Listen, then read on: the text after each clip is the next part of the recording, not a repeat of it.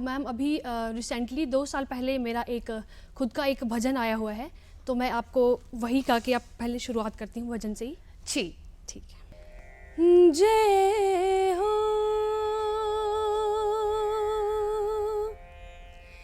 देवा नारायणा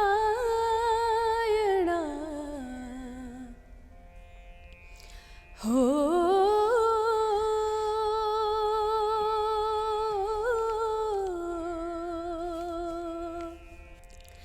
जयकारा म्हारे देवा नारायणा तेरी जयकारा।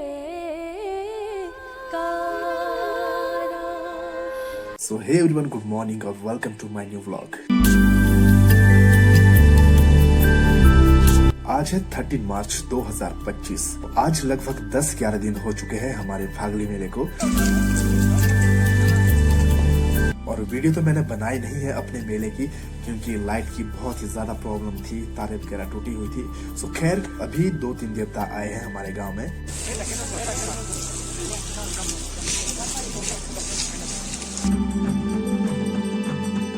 तो चलिए मंदिर के पास चलते हैं, दर्शन करते हैं कि हमारे देवता क्या क्या करते हैं आज, क्योंकि कुछ एक समस्याएं हैं, शायद उनका निवारण आज हो जाए। तो चलिए शुरू करते हैं।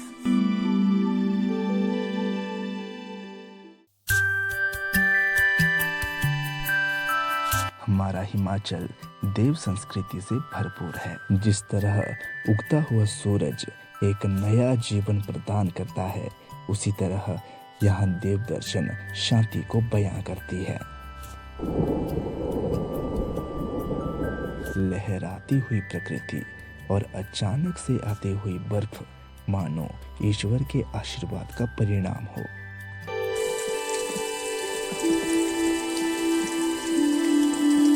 सदियों से यही विश्वास है कि हमारे देवी देवता विकट परिस्थितियों में बर्फबारी या फिर बारिश करवाने में सक्षम होते हैं।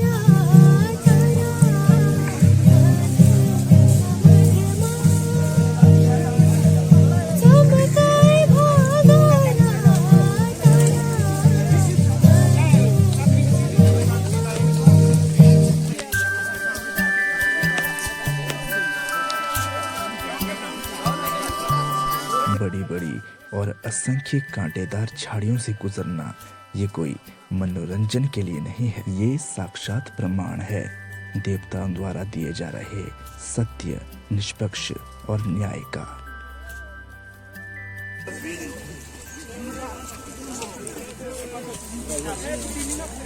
जमीन की सीमा और दायरे का विवाद काफी उलझन भरा रहा था, जिससे लोगों में केवल समस्याएं पैदा हो गई, निवारण कुछ नहीं मिला। और समस्या का कोई हल ना मिलने के कारण बाबा बीरनाथ जी ने सभी लोगों को जमीन की सीमाएं दिखाई, ताकि फिर कभी कोई इंसान, यहाँ के लोग इन सीमाओं को ना भूलें।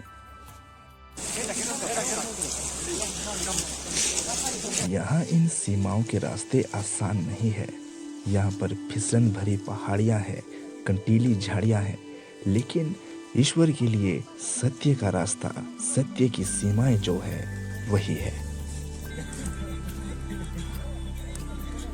यहाँ पल में बारिश बरस रही है, पल में मौसम बिल्कुल साफ हो रहा है और पल में बर्फबारी हो रही है।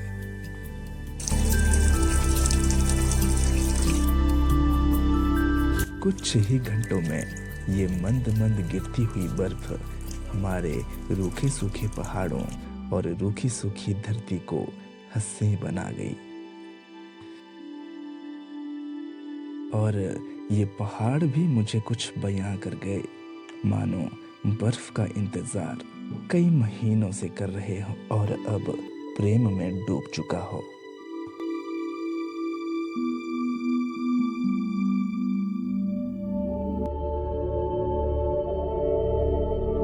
लेकिन प्रकृति में परिवर्तन तय है, चाहे वो इंसान हो या फिर स्वयं प्रकृति।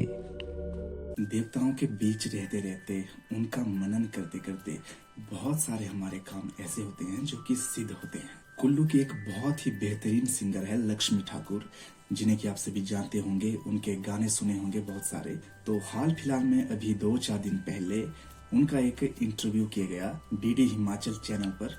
नमस्ते हिमाचल के नाम से उनका शो आता है। तो वहाँ पर अक्सर क्या करते हैं कि हिमाचल के बहुत ही बेहतरीन और चुने हुए गायकों को, सिंगर्स को वहाँ पर बुलाया जाता है। खुशी मुझे इस बात की नहीं है कि मैंने एक भजन लिखा, बल्कि खुशी मुझे इस बात की है कि हमारी छोटी सी कला और हमारे बेहतरीन कलाकार ऐसे आगे आगे स्टेजेस में जा रहे हैं। तो इस शो की शुरुआत हमारे देवता जी के भजन के साथ हुई। कुछ इस तरीके से देखिए कि सुबह का समय है, क्यों ना हम जो शुरुआत है वो भजन से करें, और आप जो हमें कौन सा भजन जो है हमें सुनाना चाहती हैं? जी तो मैम अभी रिसेंटली 2 साल पहले मेरा एक खुद का एक भजन आया हुआ है, तो मैं आपको वही गा के आप पहले शुरुआत करती हूँ भजन से ही। जी ठीक है। जय हो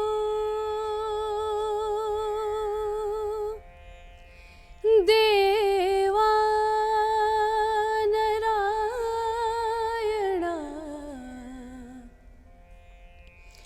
हो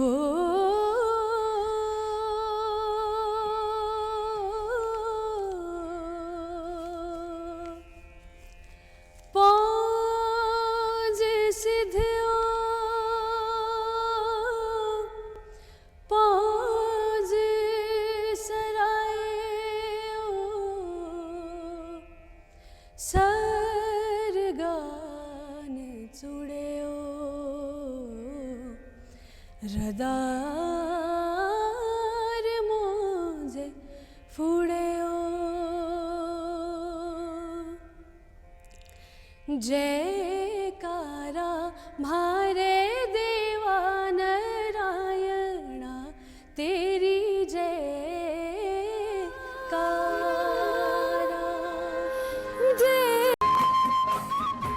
लक्ष्मी, बात करें अगर हम ये जो आपने देव नारायण का जो भजन गाया है, इसके पीछे क्या सोच थी? कहते हैं कि जब आपके ऊपर देवताओं की जब कृपा है तो सारे कार्य आपके सिद्ध होते हैं। तो ये जब आपने भजन गाया तो उसके पीछे क्या था कि आपको क्या लगा कि आप तो और भी गीत बहुत से गाती हैं, तो देव भजन गाने का मेन वो क्या था आपका?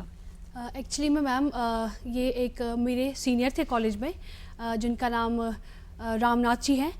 ये एक्चुअली में मुझे उन्होंने रेकमेंड किया था। एक्चुअली में ये मैंने नहीं लिखा है, मैंने सिर्फ गाया है, और लिरिक्स जो भी कंपोजिशन लिरिक्स सब कुछ उनका था। तो एक दिन वो मेरे पास आए, बोलते हैं कि लक्ष्मी मैं चाहता हूँ कि तुम मेरे लिए एक भजन गाओ।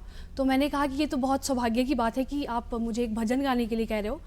तो फिर उन्होंने मुझे लिरिक्स दी और हम लोग स्टूडियो चले गए और हमने वहाँ पर रिकॉर्ड किया, और इस तरह से ये भजन हमने लिखा है। बहुत ही खूबसूरत जो है ये भजन आपने गाया है, और बहुत ही खूबसूरत इसके जो लिरिक्स हैं वो बहुत ही खूबसूरत हैं।